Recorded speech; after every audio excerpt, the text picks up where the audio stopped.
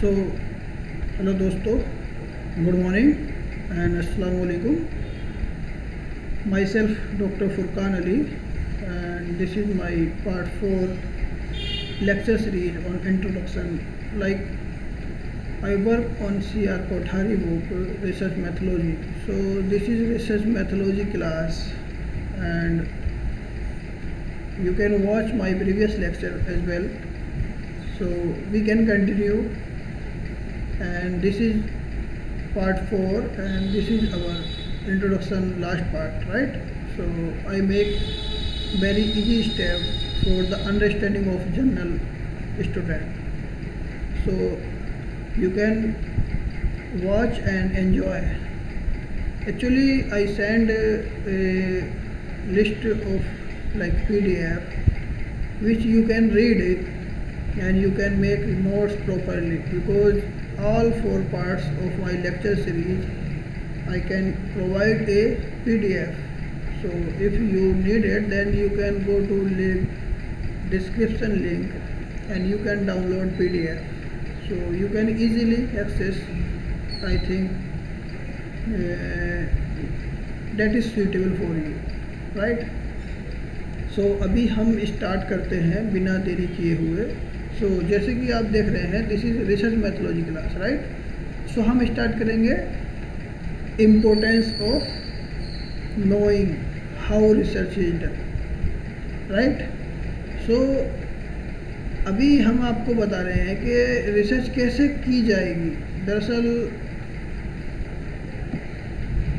यहाँ पर क्या है कि हमें स्टेप मालूम नहीं होते, तो मैं इजी वे में स्टेप बताऊंगा और आपको ये थोड़ा सा क्लियर कर दूंगा कि आपको क्या क्या स्टेप फॉलो करने हैं। देखिए, ऐसे तो स्टेप याद नहीं रहेंगे, लेकिन जब मैं बताऊंगा ना आपको, तो इंशाल्लाह मैं बोल रहा हूँ ना, आपको याद रह जाएगा।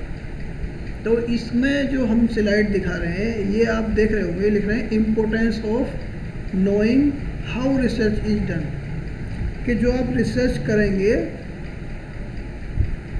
ठीक, जो रिसर्च डन होगी वो कैसे होगी।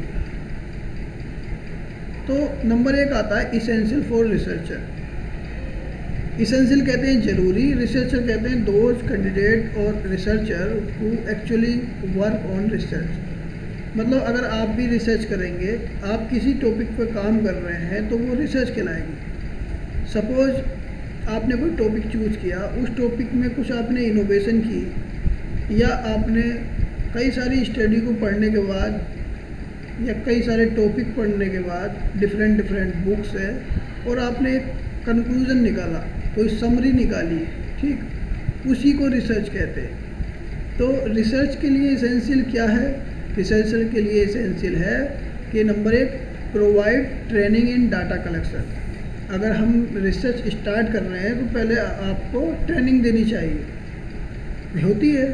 अगर if you go to PhD admission, तो PhD में एडमिशन के बाद क्या होता है, 6 मंथ की, 8 मंथ की या 1 ईयर की क्या होता है, रिसर्च मैथोलॉजी की क्लासें होती हैं आपकी। इन रिसर्च मैथोलॉजी की क्लास में आपको रिसर्च से रिलेटेड ही ट्रेनिंग दी जाती है, जैसे कि डाटा कलेक्शन कहाँ से करेंगे, कैसे करेंगे, क्या सैंपल लेंगे, स्टैटिस्टिक्स क्या लगाएंगे, फील्ड वर्क क्या चूज करेंगे, मोड ऑफ इंट्रोगेशन क्या लेंगे, क्वेश्चनेयर करेंगे, मेल इंटरव्यू लेंगे, या फिर गूगल फॉर्म के थ्रू हम अपना डाटा कलेक्ट करेंगे।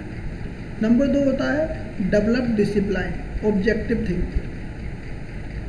इसमें कहना चाह रहे हैं कि जो भी डिसिप्लिन है आपका, सोशल साइंस है, फिजिक्स है, केमिस्ट्री है, तो आपको यही डेवलप करना है।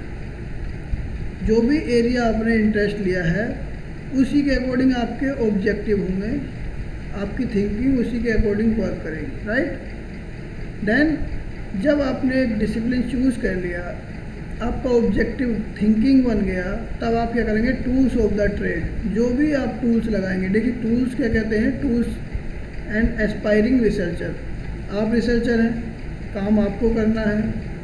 जब काम आपको करना है तो टूल्स आप यूज करेंगे कि उसमें किस सॉफ्टवेयर को आपको सीखना है, और विच software suitable for your research. Like अगर आप जोग्राफिकल रिसर्च कर रहे हैं, राइट, इफ़ आप लैंड बेस लैंड कवर पे वर्क कर रहे हैं, ठीक, या फिर कोई गंगा का रीजन है या फिर ओशियानिक रीजन है, ठीक, तब आपको ग्लोबल मैपर, जी आर्क, हैं, गूगल अर्थ जैसे सॉफ्टवेयर यूज़ करने होंगे, उन्हें सीखना होगा।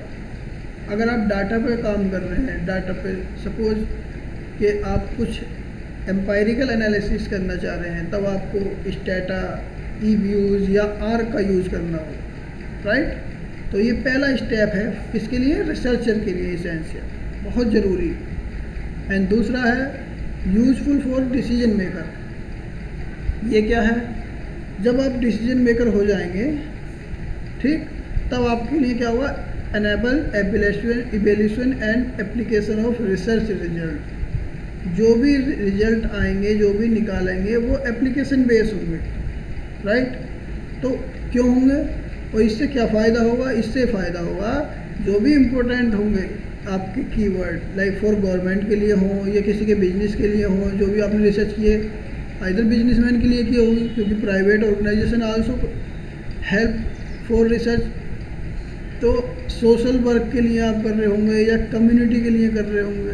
सोशल वर्क मतलब सोसाइटिकल थ्योरी आप दे रहे होंगे, या कोई कम्युनिटी में या आपके एरिया में कोई बीमारी है उस पर वर्क कर रहे होंगे, तो कम्युनिटी डेवलपमेंट। तो इन सब के लिए क्या है, ये यूज़फुल है जो भी आप रिसर्च कर रहे हैं। फिर नंबर 3 बोल रहे हैं इंटेलेक्चुअल बेनिफिट। इंटेलेक्चुअल के बेनिफिट क्या होता है, एक बॉन्ड होता है between the community, between the individual और one researcher to another researcher. कभी कभी आपने न्यूज़ में देखा होगा कि हम ब्रह्मोस मिसाइल पर वर्क कर रहे हैं। अब ये क्या है, देखिए, साइंटिस्ट इंडिया में भी हैं और साइंटिस्ट रसिया में भी हैं, ठीक। तो ब्रह्मोस क्या है, एक 2 कंट्री का जॉइंट ऑर्गेनाइजेशन है, मतलब कहते हैं संयुक्त वर्क किया हमने।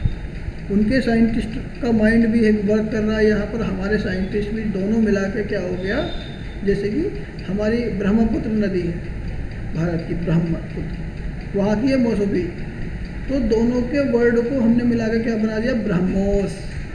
यानी कि ऐसी रिसर्च हम कर रहे हैं जहाँ पर 2 डिफरेंट कंट्रीज़ के साइंटिस्ट जॉइंटली वर्क कर रहे हैं, ओके। तो कह रहे हैं इंटेलेक्चुअल बेनिफिट क्या है, इसी में मैं आपको ऐसे समझा रहा हूँ कि एक रिसर्चर किसी दूसरे सुपरवाइज़र का है, और सपोज करो एक यूनिवर्सिटी जैसे जवाहरलाल नेहरू दिल्ली में, दूसरा रिसर्चर BHU बनारस का है, काफ़ी डिस्टेंस है दोनों के बीच में लेकिन उनका इंटेलेक्चुअल लेवल ऐसा है कि वो एक दूसरे से कांटेक्ट में आए और दोनों ने मिलकर किसी एक टॉपिक पर वर्क करना शुरू किया, राइट। अब उनकी अंडरस्टैंडिंग थी कि दोनों एक ही टॉपिक पे इंटरेस्ट रखते थे और मिलकर उन्होंने काम किया। इसी को कहते हैं कि एक दूसरे का इंटेलेक्चुअल बेनिफिट करना, राइट। जैसे become a way of thinking judging daily experience. अब दोनों के जो व्यूज़ होंगे, दोनों के जो एक्सपीरियंस होंगे, वो अपने अपने टॉपिक में नोट करेंगे, फिर दोनों अपने अपने थीसिस के पार्ट को इंक्लूड करके फाइनल कंक्लूजन निकालेंगे। तो इससे क्या होगा, ये कह रहे हैं helps in making intelligent objective decision in practical life. जब हम इंटेलेक्चुअल बेनिफिट करेंगे तभी क्या होगा, ऑब्जेक्टिव डिसीजन निकलेगा, किसमें, प्रैक्टिकल लाइफ में। एक्चुअली इकोनॉमिक्स में एक थ्योरी है एडम स्मिथ की, इनविजिबल हैंड। इनविजिबल हैंड का मतलब होता है कि इनविजिबल मतलब नहीं दिख रहे, हैंड मतलब हाथ। अब ये हो गया कि जब हम इकोनॉमी में लेन देन करते हैं, लेन देन कैसे करते हैं, लेन देन ऐसे करते हैं, सपोज मेरे पास 100 रुपीज़ है, ₹100, इन 100 रुपीज़ को मैंने कुछ परचेज करने के लिए शॉपकीपर को दे दिया, ठीक। शॉपकीपर ने इस पैसे को आगे जहाँ से वो सामान खरीदता है, चाहे तो रिटेलर हो सकता है या होलसेलर, मैं होलसेलर कर देता हूँ, होलसेलर को दे दिया। होलसेलर ने क्या करा, इस पैसे को आगे किसको दे दिया, प्रोड्यूसर को, जो माल बना रहा है। और प्रोड्यूसर ने आगे ये किसको दे दिया, ये दे दिया फार्मर को, जिससे वो रॉ मटेरियल खरीद रहा था, राइट। अब यहाँ पर वो 100 रुपये, बस बेसिक में बता रहा हूँ, ये जो 100 रुपये थे, ये 100 रुपये आपके 5 जगह पर इम्पैक्ट डाल रहे हैं। इसका मतलब क्या हुआ कि बिना हाथ देखे हुए, इनविजिबल हैंड, मतलब अगर मैं अपना बेनिफिट चाह रहा हूँ कुछ खरीदने के लिए, तो मैं अपने चाहने से मैं इकोनॉमी में कितना सारा एक्सपेंड कर सकता हूँ विदाउट एनी कॉस्ट। तो अगर हर आदमी अपने अपने बेनिफिट के लिए, ऑन इंटरेस्ट के लिए वर्क करे, तो मिलके कंट्रीब्यूशन किसका होगा, देश का। तो इसलिए ईच इंडिविजुअल पे फोकस करना चाहिए, ईच इंडिविजुअल को वर्क करना चाहिए। यहाँ पर क्या है, ईच रिसर्चर को वर्क करना चाहिए। फिर इससे क्या हुआ, देखिए अगर मैं रिसर्चर हूँ, आप रिसर्चर हैं, ईच रिसर्चर सपोज करें एवरेज मंथली 1 रिसर्च पेपर लिखता है किसी पार्टिकुलर इंस्टीट्यूशन में रहते हुए, यूनिवर्सिटी में रहते हुए, और 10 रिसर्चर हैं, तो क्या होगा, हर मंथ 10 पेपर आएंगे, तो उसकी क्रेडिट वर्थी इंस्टीट्यूशन की बढ़ जाएगी, वो अच्छा माना जाएगा। इसका मतलब हम ऑन इंटरेस्ट के लिए काम कर रहे थे रिसर्चर, लेकिन ऑन से कंक्लूड करके ऑन का बेनिफिट करने के बाद इंस्टीट्यूशन का बेनिफिट हो रहा है, इंस्टीट्यूशन के बेनिफिट के बाद देश का बेनिफिट हो रहा है, क्योंकि हमारे देश में ये आ रहा है कि इतनी रिसर्च हो रही है, इतने पेपर पब्लिश हो रहे हैं, तो डेवलपमेंट वर्क में प्रोग्रेस होगा। वर्ल्ड बैंक कुछ की कंसेप्ट को कंसीडर कर दी है, इसलिए कि रिसर्च एंड डेवलपमेंट में कितना शेयर हम इन्वेस्ट कर रहे हैं। तो उनकी प्रायोरिटी रहती है कि अगर उन्होंने 10,000 करोड़ रुपए स्पेसिफिक दिया है किसके लिए, जैसे भारतमाला प्रोजेक्ट के लिए, या वर्ल्ड बैंक से कुछ ऐसा फंड सेंक्शन हुआ जिससे किसी स्पेसिफिक एरिया में कुछ डिजीज को प्रिवेंट करना है, तो क्या हुआ, उसका कुछ शेयर वो ये कहेंगे कि इसका 10% या 15% या 5% आपको रिसर्च एंड डेवलपमेंट में लगाना है, राइट। तो उससे जो हमारा जो प्रोग्रेस है वर्क का, उससे हेल्प मिले। नाउ नंबर 4 है for consumer of research. Consumer of research क्या है, जो हम रिसर्चर हैं, हम एक तरह से कंज्यूमर भी हैं। जैसे कि most people rely on research finding in modern life. अब रिसर्च एंशिएंट टॉपिक पे भी हो रही है और रिसर्च मॉडर्न लाइफ पे भी हो रही है। मॉडर्न लाइफ पे क्या हो रही है, जैसे कि अभी ईबे है, फ्लिपकार्ट है, अमेज़ॉन है, ये अब से 50 ईयर्स पहले या अब से 40 ईयर्स पहले बहुत कम था। आप देख रहे हैं ब्लिंकिट है, तो ब्लिंकिट पहले नहीं था। अभी आप क्या कर रहे हैं कि अभी अर्ली मॉर्निंग उठे और आपको ब्रेकफास्ट करना है, तो ब्रेकफास्ट करने के लिए आप क्या करेंगे, कि घर में कुछ है नहीं, तो क्या खरीदेंगे, और ख़रीदने के लिए आसपास में शॉप नहीं है, तो फिर क्या होगा, आप कहीं दूर जाएंगे और दूर जाने का आपको टाइम नहीं है, तो आप सोचेंगे कि मैं इतने ब्लैंकेट कर देता हूँ और इतने में जो है घर के छोटे छोटे काम फिनिश कर लूँगा, इतने मेरा जो है ब्लैंकेट से ये ब्रेकफास्ट के लिए का सामान आ जाएगा, मैं जल्दी से करके निकल जाऊँगा। तो ये मॉडर्न थिंकिंग बनी, मॉडर्न रिसर्च के टॉपिक इशू हुए, ठीक। वहाँ पर क्या कमियां हैं, क्या खामियां हैं, कैसे क्वालिटी इम्प्रूव की जा सकती है, हर सेक्टर में देखिए, नो डाउट हर सेक्टर में आपको थिंकिंग क्रिटिकल इम्प्रूव करनी होगी। सो ये करें, नॉलेज ऑफ मैथोलॉजी हेल्प्स जज रिलायबिलिटी, एडुकेसी ऑफ रिजल्ट। जो भी मैथोलॉजी की आपको जितनी ज़्यादा रिसर्च होगी, तो रिलायबिलिटी कहते हैं ट्रस्टवर्थीनेस, और यह ऐसे कह सकते हैं कि सत्यता, जो सच्चाई है हमारी रिसर्च की, वो ज़्यादा कैसे हो सकती है, वो ऐसे हो सकती है जब हम अच्छे से रिसर्च मैथोलॉजी पढ़ें, और अच्छे से पढ़ने के बाद हम उसको implication in good way, in good communication and data को प्रॉपर हम एनालाइज करके लिखें, तभी एडुकेट रिजल्ट आ सकते हैं, राइट। इससे क्या होगा, lead to rational evidence based decision. अब जो आपने डिसीजन निकाले वो एविडेंस बेस्ड होंगे, ना कि हवा में तीर नहीं मारे होंगे, बल्कि जो भी आपने डिसीजन निकाले हैं वो डाटा कलेक्ट करके प्राइमरी और सेकेंडरी किसी भी बेस का डाटा आप ले लेंगे, उसको फिर डाटा को इम्प्लीकेशन लाएंगे, मतलब एम्पायरिकल टेस्ट करके फिर आप रिजल्ट निकालेंगे। जो रिजल्ट होंगे वो एविडेंस बेस्ड होंगे, राइट। देन एक है रिसर्च प्रोसेस।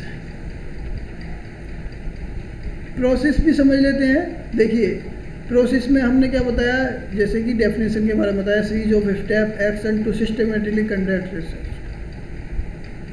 ठीक, जो भी प्रोसेस है उसमें पहले तो डेफिनेशन आएगी, उसके बाद क्या आएगा, ओवरलैप तो नहीं हो रही हमारी रिसर्च। कह रहे हैं step often overlap and may not always follow strict order. जो भी रिसर्च हम कर रहे हैं वो दूसरे की रिसर्च को ओवरलैप ना करें और इतनी मुश्किल कॉम्प्लिकेट नहीं हो जाए कि हम रिसर्च पेपर पढ़ रहे हैं तो हमारे समझ में नहीं आए। यानी कि हम उसको इतना इजी बना दें कि जनरल मास आपकी रिसर्च को इजीली पढ़कर अंडरस्टैंड कर पाए और अपने प्रैक्टिकल लाइफ में उसको यूज़ कर ले। ठीक, ये कह रहे हैं early stage influence later outcome. आप देखिए ऐसे समझ लीजिए मेरा लेक्चर है। अब कभी कभी शुरू किसी को बोरिंग लग रहा होगा, लेकिन किसी को उसमें थोड़ा सा अंडरस्टैंडिंग अच्छा लग रहा होगा कि ये स्टेप हमें पता होने चाहिए। लेकिन एक चीज़ बोल रहे हैं कि अर्ली स्टेज इन्फ्लुएंस, ये आ गया यहाँ से। देखो ये बात समझने की है। अगर मेरे लेक्चर के शुरू के 5 मिनट अगर आपको एकदम इन्फ्लुएंस कर दिया तो लेटर आउटकम होगा। लेटर आउटकम मतलब अच्छा लगेगा, जो देखने वाला होगा पूरा देखेगा। लेकिन अर्ली स्टेज ही इम्प्रूवमेंट या इन्फ्लुएंस नहीं होगा तो लेटर आउटकम्स नहीं होगा, यानी कि पूरा वीडियो नहीं देख पाओगे। तो इसीलिए कह रहे हैं केयरफुल प्लानिंग इज इसेंशियल। तो जो भी आप प्लानिंग कर रहे हैं, ठीक, तो बहुत ज़रूरी है कि आप केयरफुली करें, राइट। देन मैं कुछ की स्टेप बता देता हूँ रिसर्च प्रोसेस के क्या क्या होते हैं। देखिए अक्सर जब पेपर हम लिखते हैं या फिर थीसिस लिखते हैं तो उसमें स्टेप होते हैं। मैंने यहाँ पर 11 पॉइंट लिखे हैं, थोड़े मैं इसे एक्सटेंड करके 12-15 भी कर सकता हूँ और 8 में भी कर सकता हूँ, ठीक, क्योंकि वो एक वे होता है कि कौन कौन से पॉइंट आपने एक्सप्लेन करें, राइट। यहाँ पर जैसे मैंने नंबर 1 पे बताया है कि formulating the research problem, very first and necessary part. सबसे पहले आप रिसर्च करने के लिए प्रॉब्लम देखेंगे, कोई क्या प्रॉब्लम है, ठीक, जो भी समस्या होगी उसी के अकॉर्डिंग करेंगे। देन लिटरेचर सर्वे देखेंगे आप, यानी कि जो टॉपिक लिया है उससे प्रीवियस रिसर्च हुई है या नहीं हुई है, इसे कहते हैं लिटरेचर सर्वे। अब लिटरेचर सर्वे करने के लिए आप एम्पायरिकल और थ्योरी बेस्ड दोनों टाइप की रिसर्च पढ़ेंगे। देन डेवलप द हाइपोथेसिस, फिर आप हाइपोथेसिस डेवलप करेंगे। हाइपोथेसिस हमने बताया था प्रीवियस लेक्चर में कि जो भी टॉपिक है आप उसके बेस से या तो नल हाइपोथेसिस लाएंगे और या अल्टरनेटिव लाएंगे। नल क्या होती है, अल्टरनेटिव क्या होती है, ये भी बता चुके हैं कि नल वो होती है कि जहाँ पर सत्य बात को गलत ठहराया जाए। यानी कि अगर मैं कहूँ कि it is false positive, positive है लेकिन फॉल्स है, अगर हम कह रहे हैं, देखिए ऐसे समझ लीजिए नल हाइपोथेसिस को, इतना आसान और कर देता हूँ कि जैसे the sun rise in the east, ये यूनिवर्सल ट्रूथ है, मतलब सत्यवाद है। अब मैं इसको कहूँ sun does not rise in the east, मतलब नहीं निकलता है, not rise in the east, ये पूरब में नहीं निकलता है, तो ये नल हाइपोथेसिस हो गई। अल्टरनेटिव क्या होता है, अल्टरनेटिव इसका जस्ट अपोजिट होता है, वहाँ पर रॉन्ग बात को सही ठहर मान लेते हैं। रॉन्ग बात क्या है, मैं कहूँ the sun rise in the west, कि सूरज पश्चिम में निकलता है, और इस बात को आप एक्सेप्ट कर लें कि हाँ पश्चिम में निकलता है, इसको कहते हैं अल्टरनेटिव हाइपोथेसिस। उसके बाद क्या करेंगे, preparing the research design, research का डिज़ाइन बनाएंगे, ठीक, क्या क्या स्टेप हमें फॉलो करने हैं, क्या क्या हमें रिसर्च मेथोलॉजी लेनी है, कौन कौन से टूल एंड टेक्निक लगाने हैं, ये आपको एक माइंड मेकअप करना। Then determine the sample design, sample design करने के लिए क्या कहते हैं, देखिए ऐसे मान लीजिए ये हमारी पूरी पॉपुलेशन है। अब इस पूरी पॉपुलेशन में सपोज करें कि 10,000 लोग रहते हैं, 10,000, तो यहाँ से हम अलग अलग जगह से कितने ले लेंगे, 500 लोग ले लेंगे अपनी रिसर्च कंडक्ट करने के लिए। इसको कहते हैं सैंपल डिज़ाइन। कैसे हमें सैंपल डिज़ाइन करना है, कौन सी हमें टेक्निक लगानी है सैंपल लेने के लिए। देन जो सैंपल डिज़ाइन बना रहे हैं, ठीक, हम वे ऑफ डाटा कलेक्शन बना रहे हैं, उसी को कहते हैं बाद में data collection, part of data collection. क्या आपने इतनी सैंपल हमने ये बना ली कि 10,000 लोगों में 500 लेने, ये सैंपल डिज़ाइन हो गई। अब किस तरीके से लेने हैं, ये हो गया data collection. Then execution of the project. अब जो डाटा कलेक्ट किया तो उसको कैसे करना है, डाटा कलेक्ट घर घर जाकर करना है, डोर टू डोर करना है, इंटरव्यू लेना है, तो इसे कहते हैं कि आप अपने प्रोजेक्ट को कैसे एग्जीक्यूट करेंगे।